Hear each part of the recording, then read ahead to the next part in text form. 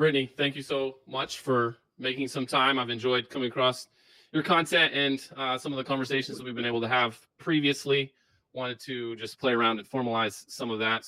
So I initially came across your name and your work, probably like a lot of people did, through the tablet essay in 2020.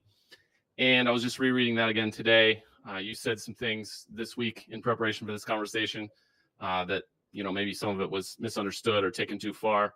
But I read it as a reaction or response to a congressional hearing in which both Ta-Nehisi Coates and Coleman Hugh testify on opposite sides of the reparations issue. And of course, you put them in conversation with or comparison with Martin Luther King Jr. and Malcolm X, and also Booker T. Washington and Du Bois. And I guess, what is a few years later, I'm sure that got you some attention, and, I'm sure that was fun, at least for a minute. But if you would rewrite it, would you change anything? And how has the response shaped how you thought about, what you put out to the world? Well, thank you first for inviting me on your platform. Also enjoyed the conversations we've had prior. Funny enough, so I reread my piece. I hate rereading my stuff because I'm afraid I won't believe in what I wrote then. Mm-hmm. Yeah. And also, I don't want to cringe at my writing. And I read that piece, I think actually a month ago. Then for this, I revisited. And I'm like, what the kids would say, I ate. Like, I was like, this is evergreen to me. This marks a moment in my life where I really said a thing that was in my mind for, I'd say, since 2017. And this was when I was doing Black Lives Matter. This was at the tail end of me doing Black Lives Matter, which at this point, I have videos. You weren't just doing it. You started a chapter, correct? I started a chapter in Columbus, Indiana, the same town that Mike Pence is from. Yes, very Republican, conservative. I think now actually it might be, if you want to quantify it, it's kind of like 50-50-ish. I think they try to present themselves more liberal now. But yes, I was thinking of these ideas during 2017 because my morals was conflicting with how the majority of the narratives was happening with social justice, in the way of not about getting justice. It was the means of how we were trying to get it that I found unnecessary. One example, how we talk to non-Black people about acquiring justice and equality and equity. Those things I'm for, and the ways some people were trying to strive for it, I did not agree with. And it conflicted with how I believe to be as a Christian in my faith. I kept all that in because, one, this was when BLM was starting to become acceptable, and you could call it trendy and popular. Like when I started it, it was like, if you went to a rally, you could maybe risk being fired from your job. Now it's, if you go to one, you might get like promoted. Like it's a different shift that happened. So it's like 2017, I was thinking, I think something's off. And I think the pendulum's going to swing a little too far. And something's going to backfire on my community. I was just thinking this. But then I started thinking, no, this might be internalized anti-Blackness in me. I need to do the work. I was thinking all these other things. But then as time went on, and especially when I went to NYU, and where all I was doing was thinking. That's all I was doing, was thinking and writing. I wasn't doing BLM anymore. I had another writing job. Again, I was, just creating articles with my thoughts. So I'm always thinking in my mind, and I had time to really dissect why I had those feelings and what that meant, and then bring that into a class of 10 other people who, to this day, are probably 10 of the most intelligent people, intelligence and emotional intelligence and street smarts and all of that in one class. And being challenged in ways, and for me to challenge myself, got me to the point where I could write that piece in tablet. Like that was 2 years after, no, that was a year after I graduated. September, I remember the day because that's like an anniversary for me.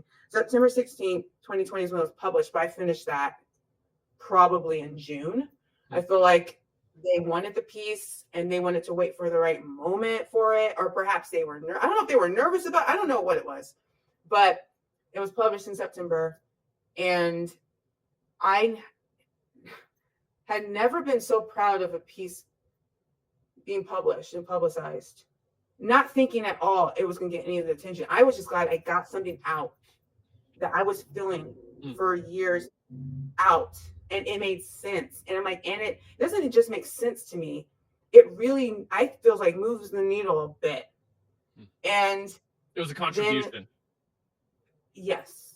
But that's also why people did, in fact, read it and respond to it, right? At least in part.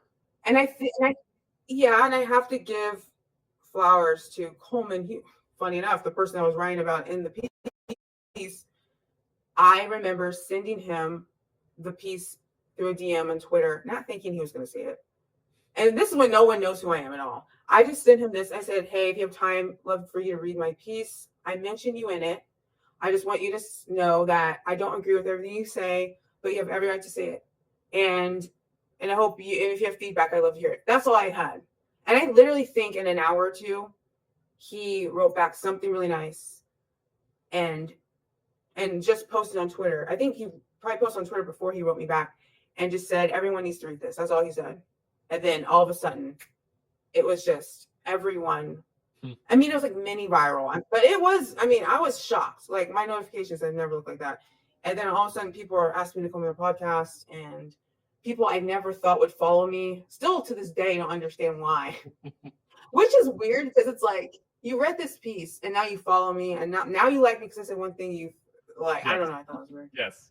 But and that can quickly go the other direction too, where it's like, you know, you write something that like doesn't quite align with that like little sliver of what you said that people liked, and you're like, oh, now I don't like you, you know, unfollow.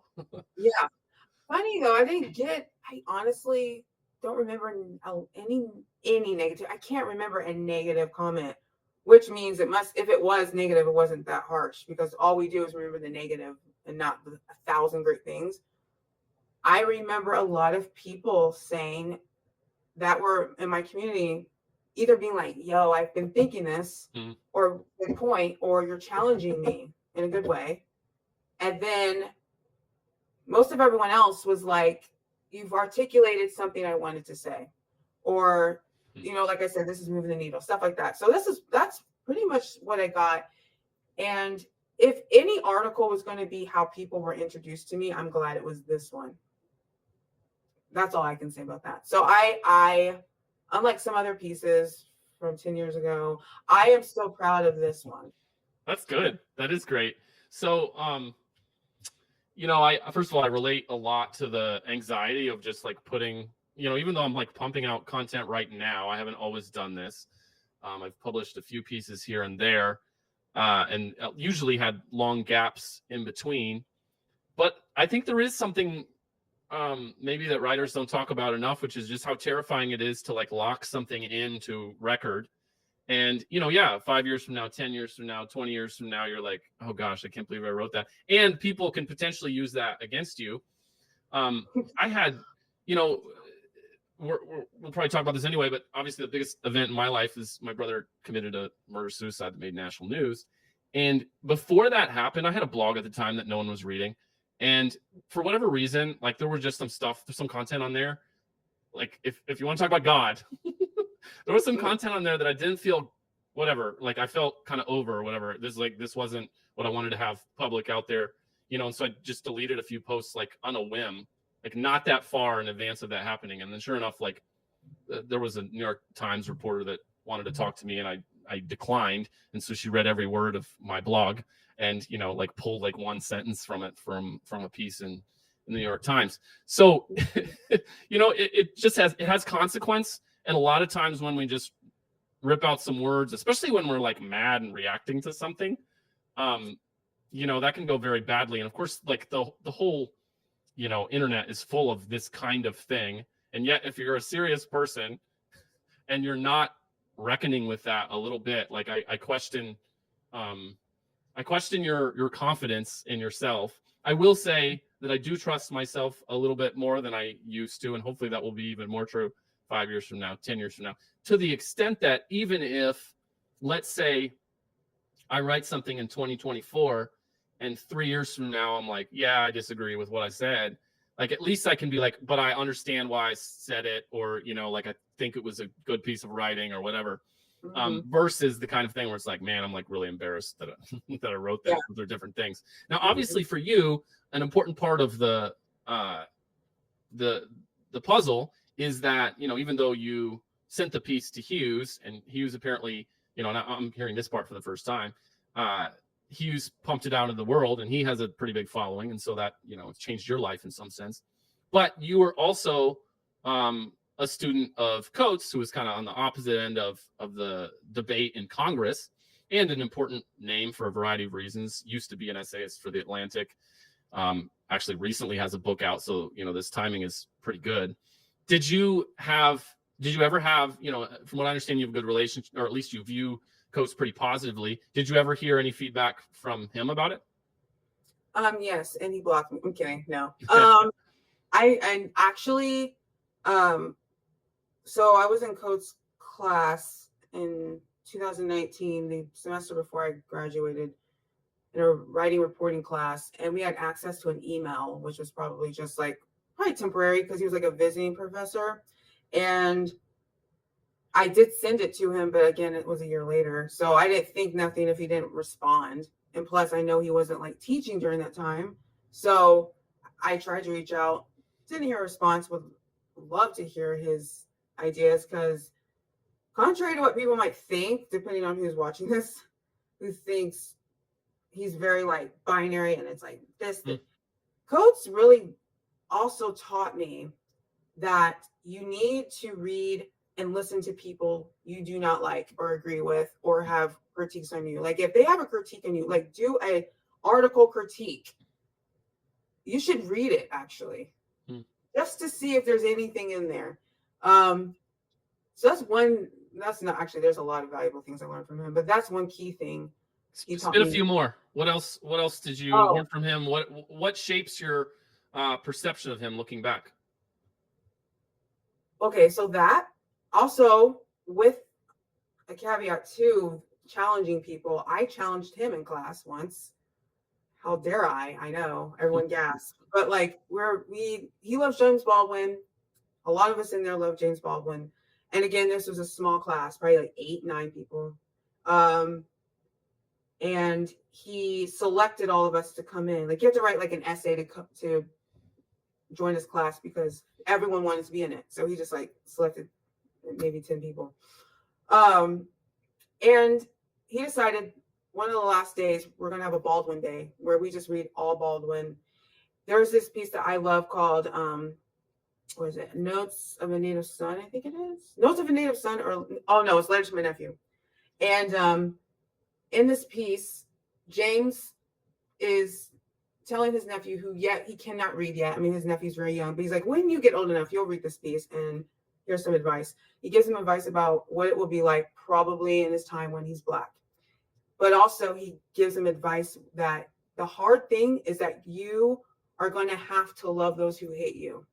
And like practically telling him that's literally the only thing that will destroy that racism in them, is to love them. Love the hate out of them. Like love the hell out of them. And we got to this piece and Coates is like, this is where James loses me. I can't deal with the love thing. I know he's a preacher, la la la. I was like, and then he's like, and then I was like, oh yeah. And I'm the one person like, I got a question.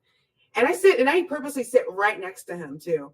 And I think this day, I like come in like very early to sit right next to him. This day, I like sat like away because I knew I was going to challenge him on this because I knew. And I was like, I don't agree with that, because he said like love was the passive way to go. Like love was, I don't want to say, he didn't say respectable way. He framed it in a way that love was kind of the easy way, and that's not the route we should take in a sense. And I'm paraphrasing, guys. This was years ago, so He's not for violence, people. Jeez. I already know what people are gonna say. Oh, I told you he hates us. No.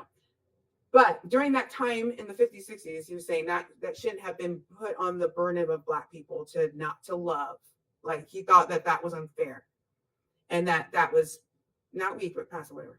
I disagreed with him, and I said, no, that's like gangsta, to be honest. Like, I'm like, I've read this piece in the past, and I've actually I think I reacted the same way Coach did.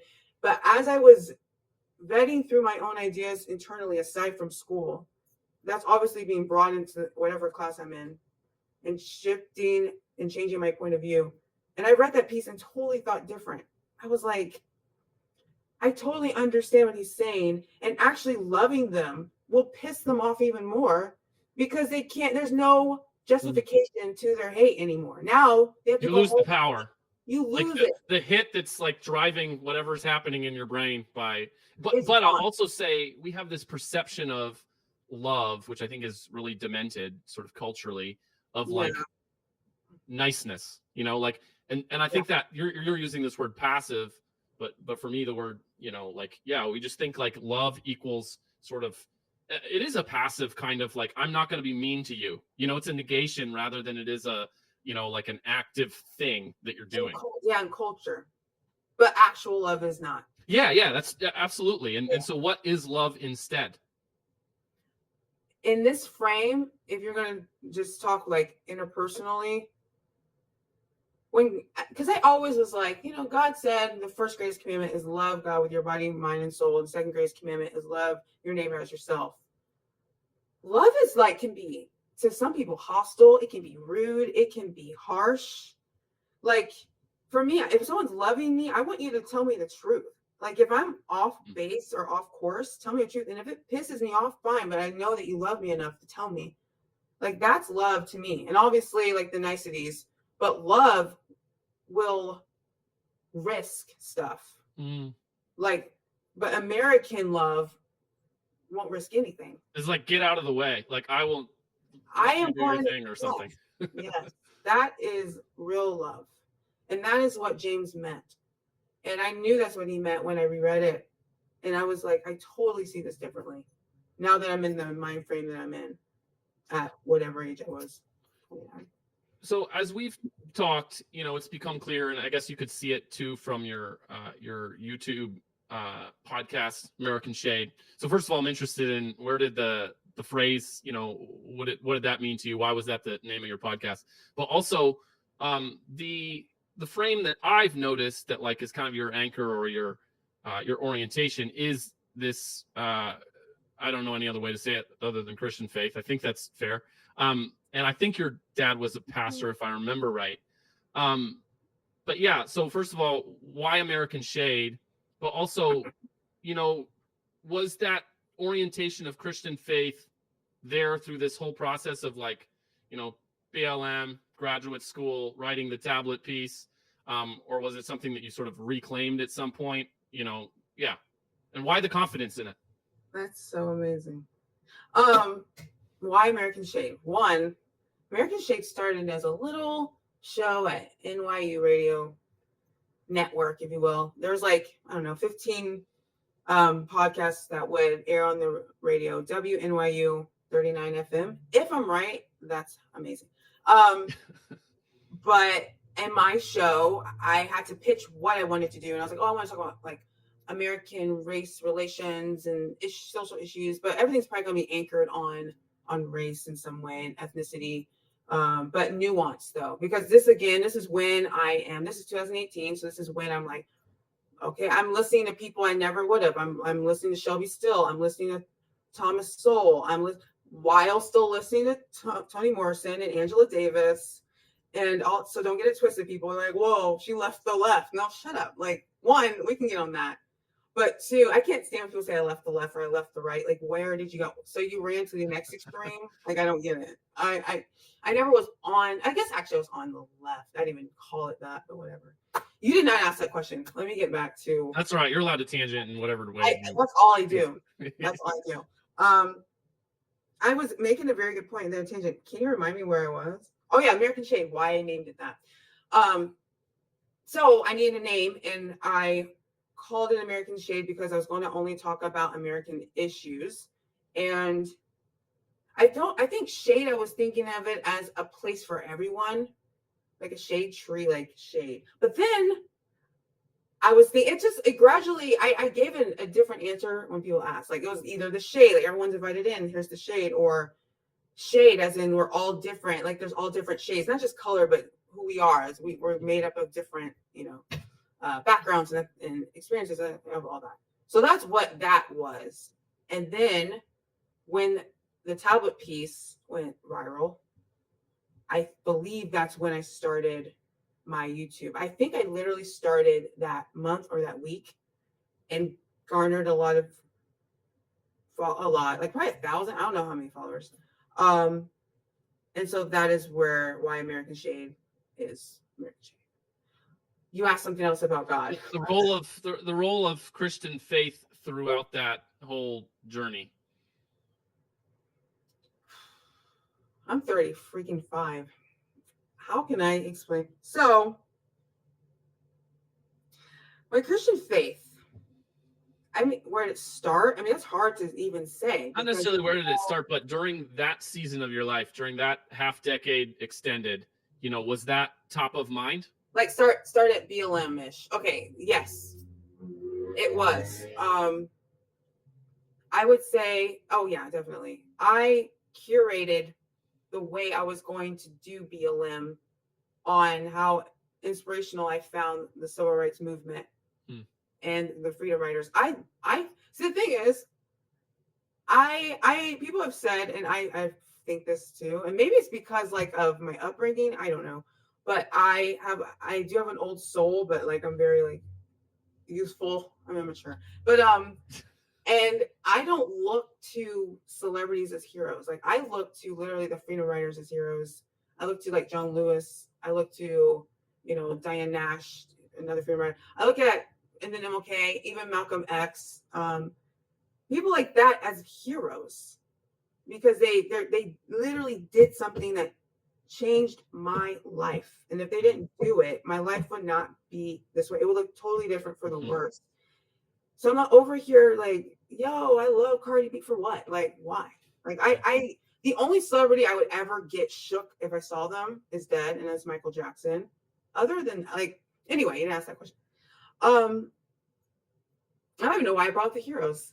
You're going to have to cut this. It will get edited, but, some of these tangents are just as productive, really. So I don't see any reason to go hacking yet. I remember now. The curation of my BLM was because of the civil rights movement, and the civil rights movement was staunched on Christian values and faith. And one, it wasn't like, oh, I'm gonna be a Christian because of that. I was already Christian, and I already believed in God. And BLM started. I didn't even really mean to start BLM. I just did a protest because I was sick of seeing. At that time, I thought it was like every day Black people being killed. But we literally saw Philando Castile and Alton Sterling being shot to death within 24 hours of each other. I was pretty sick of that. So some of my friends and I, we went and we marched, or we protested in front of the city hall in Columbus. And then I was like, I don't want to just be pulling out poster boards with people's names every time someone's shot. Like, what can we do, like, tangibly and like practically here? And I wasn't thinking BLM. I was just like, we need to do something. So we called it BLM. I said, okay, we can't act like we're Ferguson and Chicago and we're not these places. We're not Baton Rouge, like we're Columbus, Indiana. We have to tailor this organization to us, which is we got to have our own objectives and we can have some of theirs, but we have to make sure it's going to work for us. And the way I moved, I studied the way the civil rights movement moved, the way MLK used the press to actually, like, the press would cover him, but he used that as a tool to show people like what they're really about. So all you're seeing is nonviolent Black Americans just marching and trying to get their rights. So there's no other narrative you can paint. I mean, they can, but then it's like, but what's all this happening here? So I utilize social media to document everything we're doing, because at that time, people were calling us a terrorist group in Columbus, Indiana. Like, people literally thought we wanted to like take over the city. And I had to then be like, okay, these people are going to come to the meetings and the event. So I'm like, I got to take pictures. I got to have what's on the itinerary. I got to let people know. And then slowly but surely, people started coming. And then people that wanted to come to confront us and challenge us was coming. And they end up joining. So yes, BLM. Are we talking about 20 people? Or are we talking about 5,000 people? How big was the response? Oh, it was like 25,000. No. I would say like our group had probably 100, okay. But like every meeting was there 100 people? No, but like we had like people sign up, and there was probably over 100. And so yeah, God was there in NYU. God's there. American Shade on YouTube. God is there. It's not to say though I didn't have times where I, like anyone in the Bible, even that you wrestle with God, like that was throughout my life. Any Christian does. I mean, there ain't no Christian. I mean, even Jesus did when he had to go to the cross. Like he wrestled. He did. He was like, God, take this cup if I don't have to. I'm not feeling it. And God's like, you gotta do it. And I mean, so yes. Before we turn to the record button on, I had asked you why you aren't producing as much content now, and you started to say things about God hunting you down or something. But yeah, what's the relationship or wrestling? Maybe it was that. What is the relationship between this journey with and against and for God and the amount of content that you're pumping out into the internet? So I use the word hunted. So no, haunted. Whew, I was gonna say no. I use haunted. Yeah, he haunted. Yes, pumping out a lot of content, 2020, 2021, 2022. Like you said, you're like, you have a following. You have people following your fans. And I'm like cringe. But I mean, they're still there. Like, and then you have people on Twitter, and then you have people reading your stuff. And then you have and let's say, long story short, I think I did a video on this in 2022, like after my reconciliation with God. But like, I frankly just became very full of myself. I got prideful. I really thought I was the ish, and I realized it's like that analogy people use with like I guess they use a lobster or crab in a pot. If you put a crab in the pot and it's hot, it's going to jump out. But if it's like over time sizzling, it doesn't feel that it's being cooked. And then by the end of it, it's dead. Okay, so that was happening. It was over time. It didn't jump like, oh, I have 4 followers. No, it was over time. I started to get a big ego. And and no one called me out on it. It wasn't even something I exuded. It's something I felt inside. Like people really, and I felt it, but I didn't think it was like, I didn't act on it. But if it's still here, it doesn't matter. But I really like people really think I have such good ideas, and I am like people published here, and videos are doing well. But as I'm accomplishing, I'm getting more depressed. I feel like I'm more in despair. I'm like, well, just one more video, and then I get a lot of likes or one more article, a lot of people, and it makes me more depressed. And I'm just like, what's going on? And I remember I'm not gonna get too deep. If you want to know, I have a video on it because I talk about the hiatus, and I talk about what happened to me when my life literally changed with my faith in 2022. And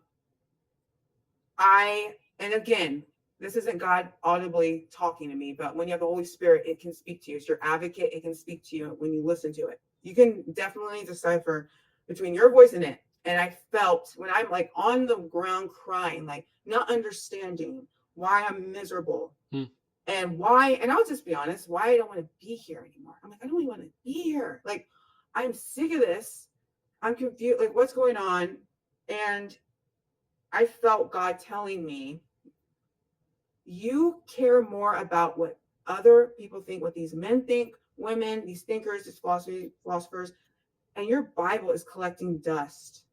And you're not even looking and searching the word for answers. You're searching this philosopher's essay, this person's book, your own mind and you're completely negating me out of your life. And he said, you have now replaced me with intellectual idolatry. He said it. I would have never came up with that on my own. He also said, there's no space inside of you in your heart for me because it's full of you. It's all of you. I'm like, well, he just read me for filth. So I still wrestling with him. And in tandem, so many things, like great things, but so many things that people don't even know. Some people do know, actually. Some. Like, just some. I'll just say some. Like, I had to reach out to other editors and like professors at NYU for help with something that has to do with intellectual property that someone stole. Anyway, well, I can tell you that off this. But there's so many things happening, and one day things got really bad. I'll just say that. And I called my mom and I'm like, I think I'm in trouble. And my mom knows that's because I'm so private. Like, I will handle everything until I can't. And I told her this, and she's like, and she's asked me, what's going on? Tell me everything. And I'm telling her all this other stuff. And then she zones in and says, you are so angry with God. You're so angry. She's like, you need to tell him because he already knows. So newsflash. She's like, you need to confess it and be honest. Scream if you got it. She's like, just get it out. And I went home, and boy, I like rolled up my sleeves. I'm like, I'm ready for this. And I closed my door and I started yelling at God. Like, I was so background, I don't know if you know this and I know people know it, but I dealt with an alcohol addiction for 5 years. So I was an alcoholic for 5 years, and now I've been sober for 10. So I stopped drinking when I was 25, but it was pretty bad. And a lot of obviously bad stuff happened to me during that time. And one time I almost died in a car wreck because I drove under the influence, and I drove on a highway and passed out, and my car flipped and I almost died. I should have died. And when I'm yelling at God and I'm like, how dare you you brought me through here, you brought me through NYU, you brought me through all for what? Like, what do you want? I was like, what am I supposed to be doing? Like, I'm doing all this stuff. I'm getting so angry. And then also saying all this other stuff that's happened to me, like, and you weren't there for them. And all of a sudden I got wrecked, like just fell on my knees. And God brought me back to that moment where I almost died when I was 21 or 22 in that car wreck on the highway in Cincinnati, where my car was flipping. Like, and in my mind, it was like fast but slow. I'm like, I'm going to die. That's all I knew. I'm going to die. And then in that moment though, and I am so far away from God. I mean, people thought I was like, I don't think people thought I was Satanist, but people would be completely shocked if they knew I was Christian. Like, they're like, you're Christian. So I wasn't going to church, nothing. I was so far away from my faith. It was not even funny. But when I was about to die, I knew who to call on. And I called on God. I was saying Jesus' name over and over, like I've never in my life. Like, my life literally depended on it. And he saved my life. And he brought me back to that moment. And he was like, I've never left you. You strayed away from me. And he's like, in this moment, when we were almost dead, you were almost dead. Like, what happened was meant and was built up for you to die, which I look back and I'm like, yes, that whole weekend was a perfect setup for me for the enemy to kill me. It was completely perfect in how it happened. And he was just telling me, like, I was there for you. I was holding you. And not only did you not die, you didn't kill anyone, you didn't ruin your life. Like, you were drunk, you were under influence, and you didn't get a DUI. The police somehow didn't have a whatever he was looking for. He's like, oh, I don't have a thing. Oh, I don't have this. He didn't have the stuff. So I'm over here also praying to God, like, God, like, help me. I know this is the most selfish prayer, but I can't get a DUI. It's ruin my life. Anyway, get through the DUI. The police officer was like, you clearly have had something to drink, but I'm like, let you off. Where's your family? Like, and God showed me that you could have been dead at 22. And at that time I was 33 when I had this reconciliation. He's like, for 11 years you've been living, where in 11 years you could be dead. Like, the last thing could have been that Brittany King, under influence, died on the high. Like, that would have been your last note. Your last article in this earth would have been that. That changed my whole perception. I do this video and I share this months later. I do this video about God, what he did, reconcile, realizing my life isn't mine. realizing who cares about followers and fans and who cares about me having this, whatever, this career. There's nothing wrong with that, but that was my idol. That became my idol. So I stepped away from it because I was like, I want to focus. I stepped away from a lot of things. And I just was like, God, redirect me in a path where I'm going to be fruitful. I can still write, but just, and then I landed this job at IU and it's been everything I would hope. But for the year and a half, I know God is telling me, and he's been telling me through other people that don't know nothing about me. And specifically at my church, here and there, he wants me to go back in this stratosphere of public thought and sharing ideas. But he's like, now that you have a base, now your base isn't you. Now that your base is me, I need you to go back in there. And I need you to now apply thoughts with the biblical message. Still communicate on music, culture, pop, whatever, but don't tie it down on, and I'm the last word. Tie it down on God's the last word. Like, there's a bigger thing. Because I always was thinking, what's the point of my channel? Like, I want people to reconcile with race. I just want people to re-see humanity and reconnect and realize it doesn't freaking matter. It literally doesn't matter what we look like. Like, it's so cliche. And that's the point. But I'm like, but if people are not racist anymore and they're still lost and they still don't know God, what's the point? And I was like, there has to be something deeper I'm missing. God has shown me the puzzle piece of what I'm missing. And he wants me to go in there. I'm so sure he's annoyed with me because I make a video that I thought for months. And so it's a good thing that we're forcing you tonight. Is that what you're saying? Yes, I'm being forced. I think it's going well. Just kidding. But, so, first of all, thank you for sharing all that. I didn't know pretty much any of it. I've seen bits and pieces of your YouTube. I was watching the Jordan Peterson and Michael Dyson explication a few nights ago. That is something I would redo. Maybe not the article. I would redo that. I've got a story of my own humbling that I'll share. But say more about how would you redo it? I really thought I was being objective, and I think in a sense I was. You're pretty annoyed with Dyson, was my perception. I was, and I think I didn't think of what would happen after. Again, I saw this video pop up on my homepage, and I just watched it. You could see it was crappy. I don't even know what was going on. Like, but I like that you do things like that because it makes for kind of like a more creative podcast. You're like, no, I'm just going to watch this thing, and sometimes I'm going to pause it, and then I'm going to riff a little bit. So I like that you make that move, even if if you want to redo certain content, whatever, by all means, go do it. But I don't know. I like the method, I guess. Yeah, I try to be organic and not think too hard. Well, no, I am thinking hard, but like, would it be different if I would have watched it first and then thought about it? I literally was like, it was just watching it for the first time. I was watching the first time with everyone. Oh, okay. And so I was really just saying what I thought in that moment. And I'm like, it would have been different if I watched it and then had to edit it. Slept. Yeah, it slept on it, But when I saw the reactions people had against Eric, I was so disgusted. And I'm like, what did I do? I just created a space for like people that aren't nuanced, who are just who hate him and hate, honestly, hate Black people, it seems like. And I think at a point I turned the comments off and I said, like, I don't, this is not space to attack anyone, and I do not condone these comments against Eric. And so I think I would have watched the video first and then really try to be fair and even try to point out where Eric was right. But I just, again, 2020, it was that time where everyone was just making the videos. I'm like, I have one day to do this, so let me just post this. And then that's the one that goes viral. I'm like, really, y'all, this is funny. So and then, as you're telling your story, I was thinking about, I spent a good bit of my 30s. My family was, I don't know, let's say lower middle class, or they were rich, poor, or something, in between those two categories. And I also went to boarding school, a very, frankly, wealthy boarding school. So that's always been a confusing part of my life experience.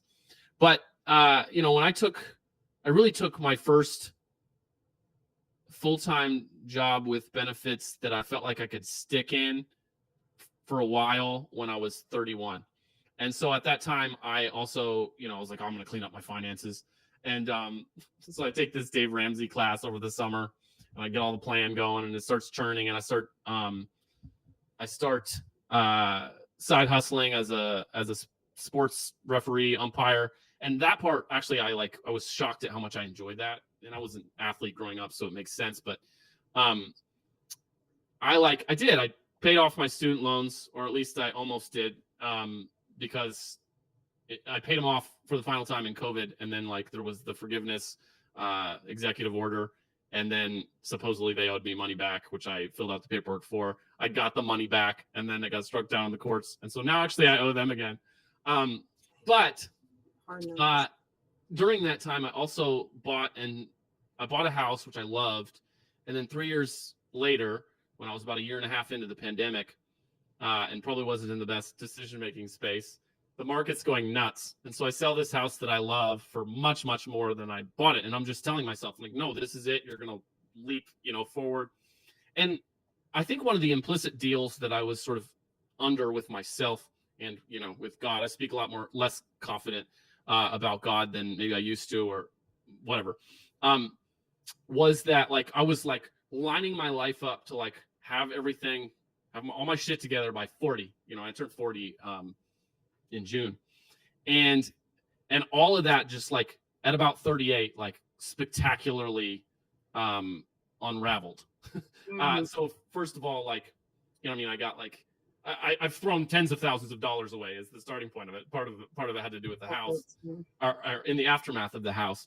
Things would happen, I got hit by your car accident. I got hit by an under the influence of some sort truck driver who ran a red light, and he slammed me pretty good, but he hit the front corner of my car, and so I just spun, and then he hit two more vehicles.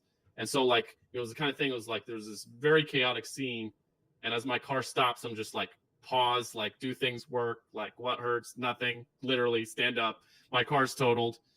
And he didn't have insurance, so I lost $5,000 on the matter. That's just one example of the many things that were happening.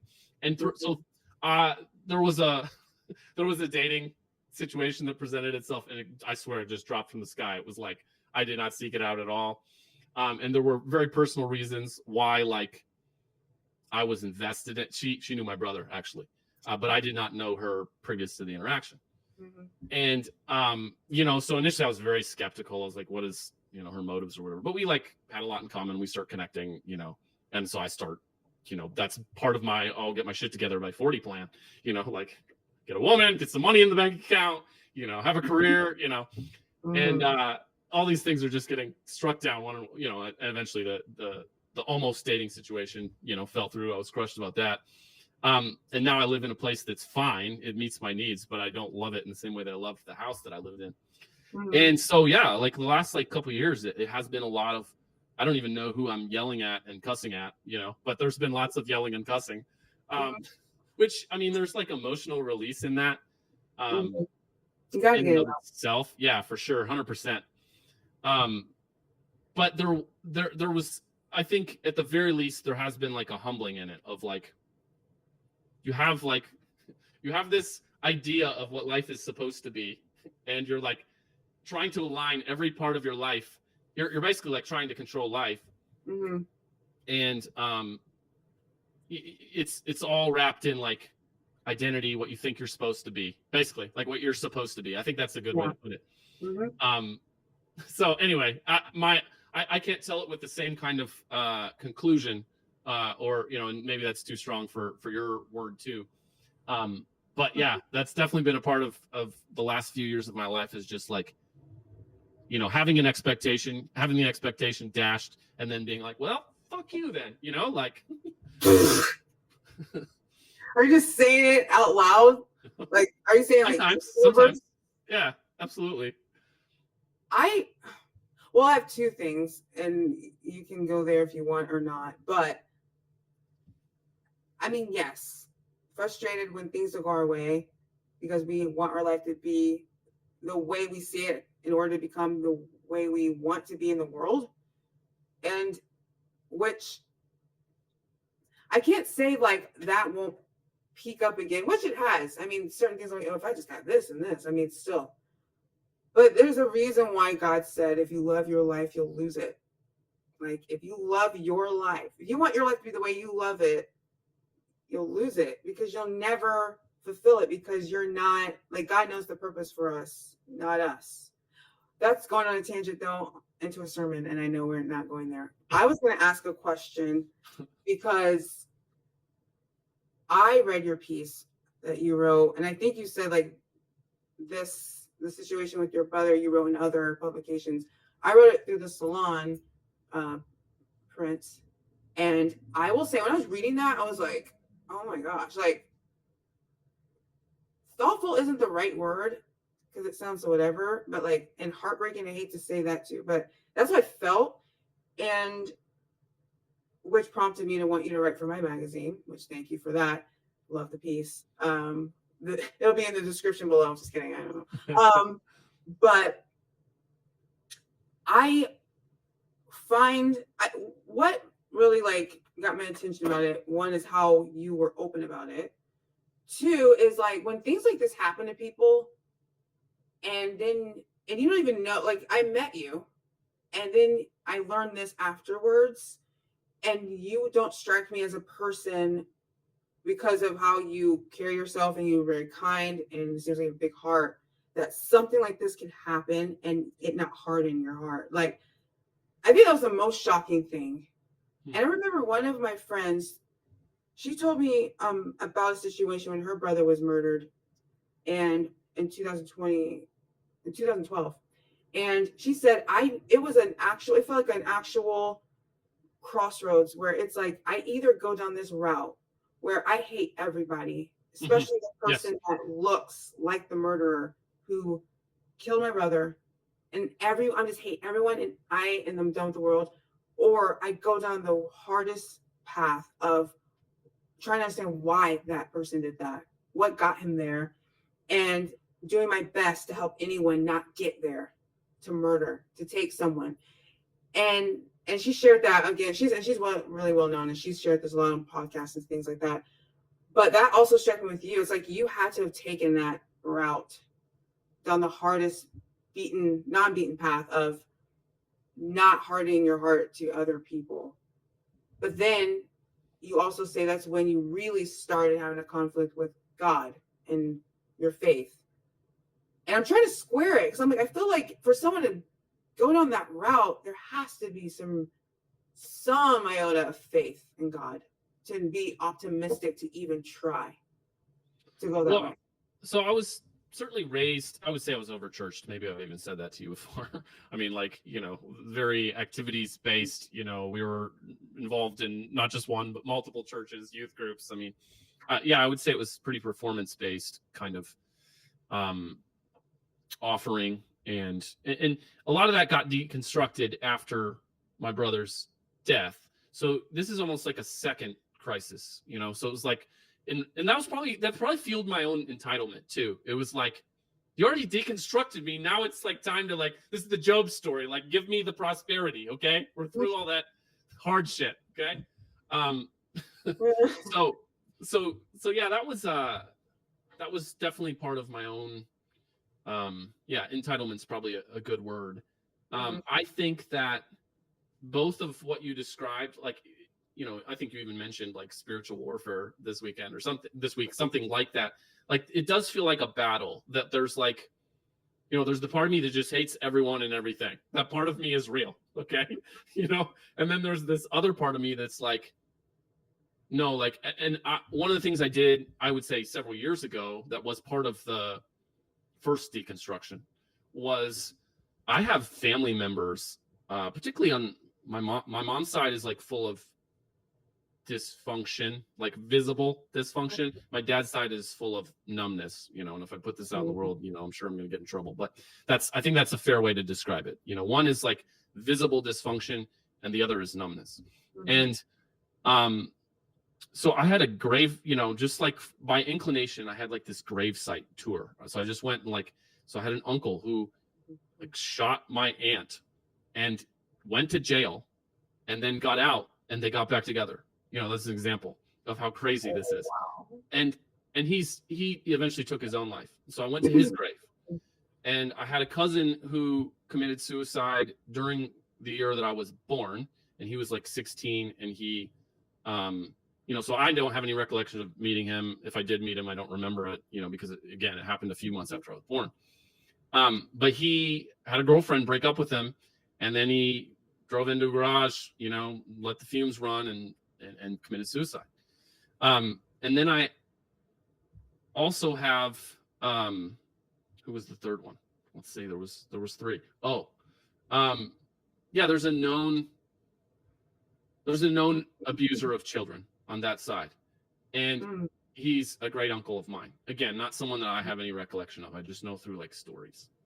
And so I didn't go to visit his. I went to visit my grandparents, who I did know.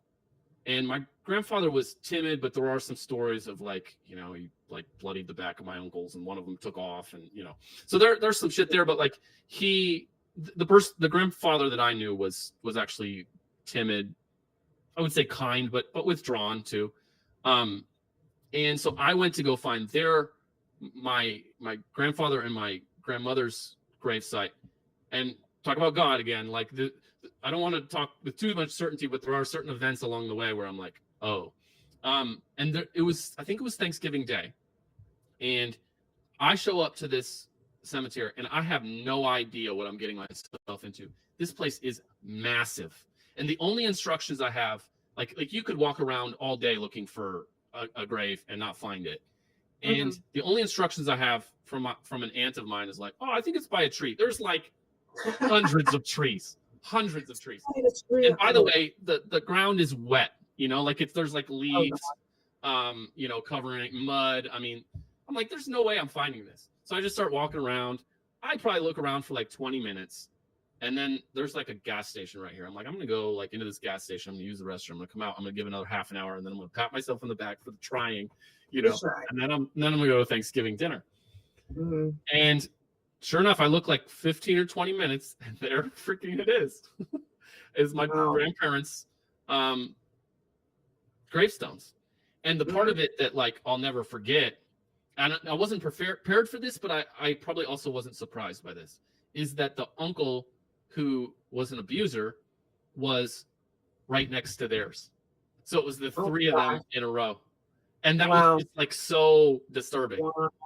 And so that was a spiritual journey for me. And what did I do? I took a picture of it. I had prepared like a letter for each of those individuals, but I didn't have a letter prepared for the person that I wasn't expecting to be there.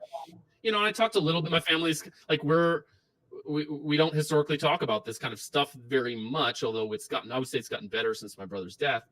And they're kind of like, they know I'm doing it. I'm not like secretively doing it, but they're like, what is he doing?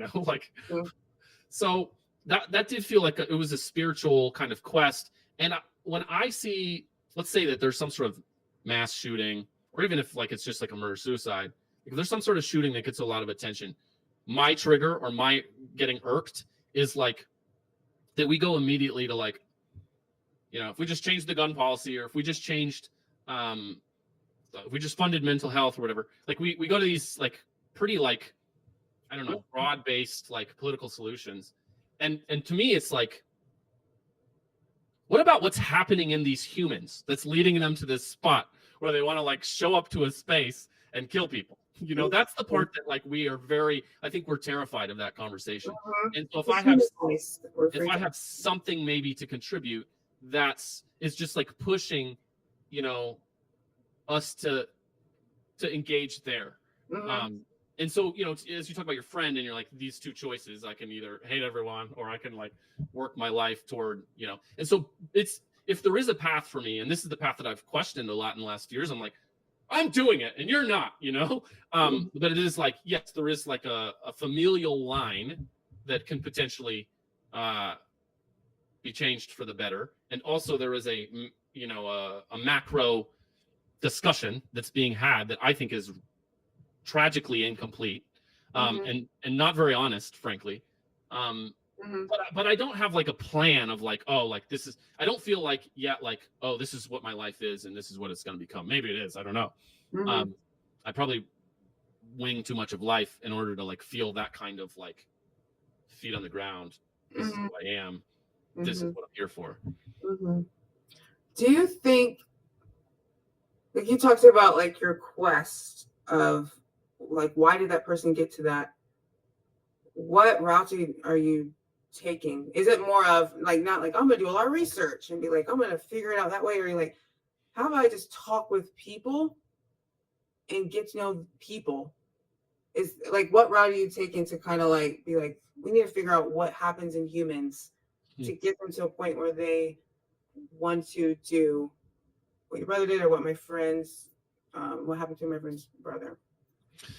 Yeah, I don't have a great answer in terms of a specific method. I will say that by accident or God or whatever, I think probably some of both of the options that you threw out there. So, you know, my Substack is called This Human Experience, and that doesn't mean that I always write about whatever human things. But I do think in my conversations, in my posture toward the world, when I'm at my best, one of the things that I'm looking for is like, man, we have all these ways, and some of it is even just the way that we structure jobs and in professional settings. We have all these ways of like shielding people's actual humanity, and we produce these sort of robotic, you know, ways of interacting with each other, but also interacting with workspaces and the things that we're allowed to say publicly. And yeah, so I do feel like there's an against the grain approach. I don't know. I don't feel like I'm making like huge progress or something. So it's not like I don't want to sell it like that at all. But I do think in terms of my desires or what I hope for, that's some of what I'm trying to do. Yeah. And that was going to be another point, like maybe answering questions you have internally. And of course, it's like for the world, but also like I'm trying to get to the bottom of what I need. Yes, absolutely. Yeah. Yes. I have more questions about. See, this can turn very like Sunday sermon. Like my dad's a pastor. He's giving me that. Okay.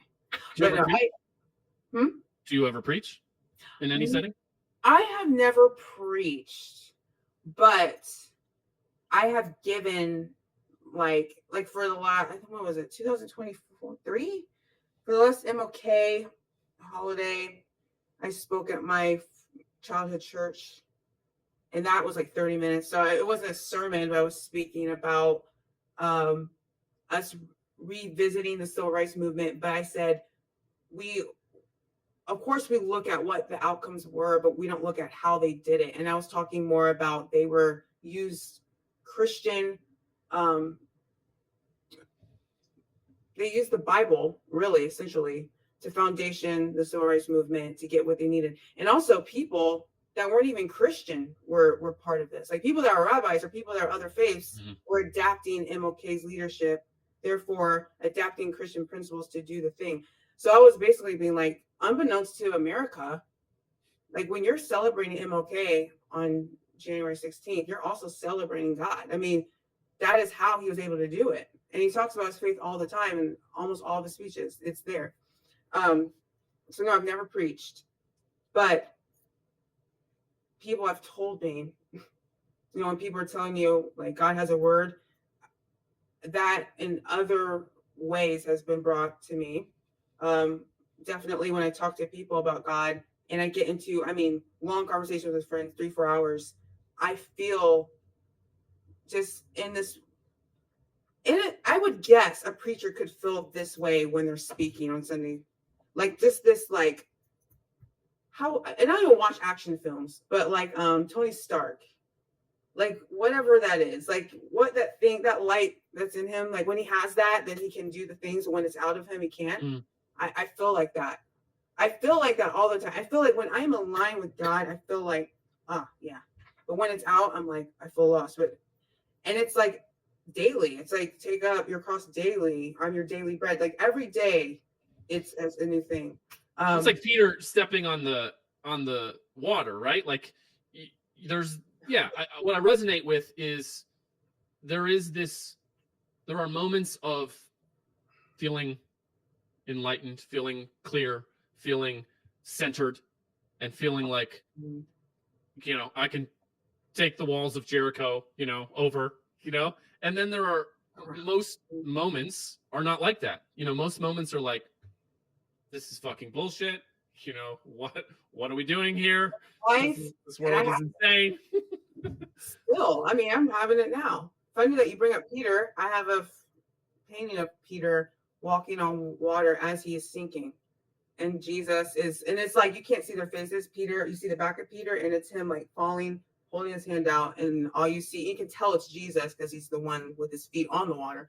And it reminds me, every day I walk by it, and this reminds me, like, the humanness of our faith. It is not something that's like you get it once and you're like, oh, everything's great. And no, it's not. I feel like Peter all the time. It's practice. It's a practice, like anything. But yeah. So I don't, I'm sure, we could probably go way longer than would be responsible for either of us tonight.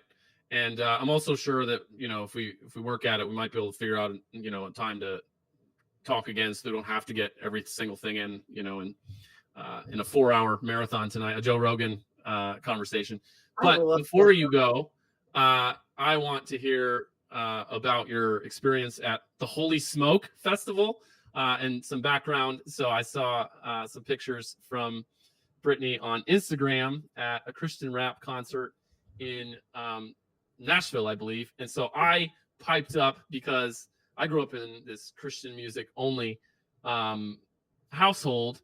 And of course, we were all embarrassed by that, and we hated it. And so, of course, as soon as we had any choice in the matter, I mostly don't listen to Christian music at this point. But I do have this experience where there are times where I'll revisit something and be like, no, I actually did like that, even though I was being coerced to it, And I said to you some version of my older brother drove the musical ship. He drove the Subversion of the Rule, and so he would he would introduce me to like these ska bands and these Christian rap bands and these, Christian rock bands. And we would also like drive around the Midwest and like go, to concerts and stuff like that. And so one of these bands that I pointed you to is this group called the Gospel Gangstas. And so I want to hear your thoughts about them, but also like who are the Christian rap groups right now that, that are worth listening to? And, to what extent is that like primarily what you listen to versus, you listen to everything and that's a part of it, et cetera? I think you get it. Nashville was freaking dope. And I'm going next year. And that was my friend. Well, that was both of our first times, but she's never, like most people thought Christian rap was whack. She's never really listened to it. She thought it was like still back in the like 10 years ago, 20 years ago. She thought there's probably 3 rappers out. She doesn't listen to it. And I had her listening to some music in my car once. She was like, this is Christian rap. And then she's listening. She's like, oh my gosh, yeah, like they're quoting over here Psalms and Proverbs. And I said, there's this like a festival happening. I missed last year. I can't miss this year. She's like, I want to go. I'm like, okay. So we went. The best time, 2 days of just music and meeting people and seeing these artists that I love. I, like you asked about, is that all I listen to? So it's funny, the flip. I got introduced to my taste of music was broadened because my sister was years ahead of me, and she went to college in Chattanooga, and so she brought home all of like the underground rap before it even hit the Midwest. So I'm listening to like, well, I listened to Snap Your Fingers, whatever. I love it, said fingers. Wow, I really am thinking like years before it hit mainstream. Like I knew all these songs before, and I love that. I love rap. I love hip hop. I loved everything as a kid. And yes, I would sneak it. And some things I didn't have to sneak. Like if I listened to like Temptations, Michael Jackson, whatever. And sometimes like Britney Spears, if it was, or Backstreet Boys, but other stuff I had to sneak. Now I only listen to Christian music, mostly. And if I am listening to something, it is not explicit. I used to cuss like a sailor. Every other word was the F word. So I don't because, and I'm sorry that I have tonight. Hey, who am I to judge, right? But the Lord sees all. I'm kidding. But so I really, at this age, now that I'm studying the Bible, I really look at the Bible as literally a guide of just, and more than that, but even if you don't believe in the God, the Bible is just practical advice for your life. And I truly believe, when it talks about your eyes and your ears are the windows to your soul, what I hear, I know that influences this because it has. I've been in moments where I was far aligned off with God, and there's certain artists that I could only listen to that got me in this type of mood. And it came to a point where I used to try to listen to Christian music, and I would like almost physically shake when I was in my addiction phases, and when I couldn't hear it. Like it was like haunted me. Like I couldn't listen to it. Now it's the reverse. It's almost like when I hear like certain rappers or certain music I listened to a lot when I was in that stage, it triggers me. It like reminds me of where I used to be. And also I really listen to the words. I'm like, I was saying this out loud. Like, you are what you say. Like the power is in your tongue. That's what God says. I'm like, I was saying this. No wonder I was depressed. No wonder I almost fought every single person I looked at. Like no one, all this stuff. So now that I could listen to anything I want, I only listen to Christian rap. And that's why I love what's happening with rap right now. I would give grace and say the past decade, but I'd probably say 5 years or 6 or 7, it has shifted, and people that probably would have been huge in mainstream probably had a sudden change in their life to where they had a different trajectory and went with Jesus and used their talents for this area. And now they have changed. And I know that you heard some of the music I posted. I don't know if you went on your own research journey with these people. They could stand with the best of them. Is Lecrae in that? So Lecrae had my sisters have tried to get me to go to a couple Lecrae shows, and I haven't taken them up on it yet. Lecrae, so I think he was probably the first person to listen to it, like maybe 13, 14, and he's still good. He's like the godfather to some of these people. They always acknowledge him the way people would acknowledge Tupac or Biggie or Jay-Z or whatever. They acknowledge him. I would say a lot of these rappers' skill set has exceeded Lecrae. Some of the rappers I like is No Big Deal. I like Annie Mineo. I like Marty. I like Social Club Misfits. I like who else? So many. I mean, Indie Tribe, and that's a group of 5 rappers. John Keith. Who else? Miles Minnick. There's a lot of people, and I feel like if you find one, you're gonna find a lot. Like, because they're all usually friends, and I've listened to that and crank it up every day. I'm blaring it in Bloomington, going to work, and it sounds like some West Coast NWA to maybe someone, but when you're listening to it, you're like, oh, they're talking about the Lord. Man, this is awesome. So when you talked about gospel gangsters, I literally was like, oh, I've heard a couple songs before, and I never knew it was them. But I want to know why you liked them then, and I think you like them now. But I kind of been diving back into their albums, and I realized they have a very, like I said, like West Coast. Yes, absolutely. NWA, pop 90s, and it gives me this nostalgic feeling for things I love, and in that that time. And I'm like, that is a piece of the puzzle.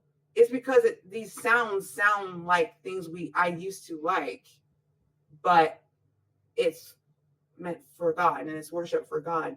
But I'm not going to listen to all Christian rap. Isn't good though. There's some Christian rappers and rap suck. God doesn't, but that bar does. Like, get a better bar. Like, get off GarageBand and make a better beat. Like, there's a lot. Would you want to be considered a Christian writer? Low key. I mean, the last couple articles I had, it's sort of like Christian apologetics. I mean, I don't know if you're familiar with them. I think the last piece I had was saying, the title was, "Is our internet fame addiction a cry for God?" And a publication said they could publish it, but I can't, more or less, they weren't comfortable with me overtly saying God. And I say Jesus at the end. Oh my goodness. But the most of it is a dissection and analysis of how social media has completely ruined our mental health and ruined how we see people and ruined how we see ourselves and ruined reality, thinking like everyone's doing so much better than me, when really that person's looking at another person like everyone's doing, like no one is ever being fulfilled. So I do a piece on that and basically just say, at the skinny of it, you need the Lord, and that's it.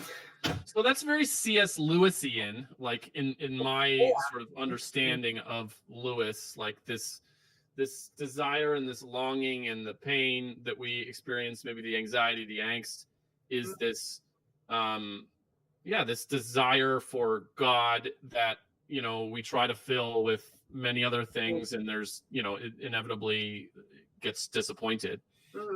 Does that resonate for you? Like, have you read any Lewis? Or I've read some, but I want to get really more into him because so many other people that I like. I don't know if you're familiar with like John Lennox or anyone like that, but they mention him, and I want to get more into his work. So yeah, I low key like have done a lot of like, even on my YouTube, it's taken a turn where that's been a little bit of Christian apologetics too, because I find like there's no other. If I want to analyze what's happening with humanity, how am I going to leave out the person who created us? I mean, hello. So it's going to be in there. And I forgot the rest of your question. This is a freaky. No, I think you answered it. No, I think podcasting, and this isn't exactly a podcast, but also essay, like, it is a very meandering form, and that's what works about it for me. It doesn't work for every human being. I've learned to notice when it works for another person, because I'm like, oh, that's a person I can actually have a conversation with that doesn't bore me to death, That's to death. Yeah.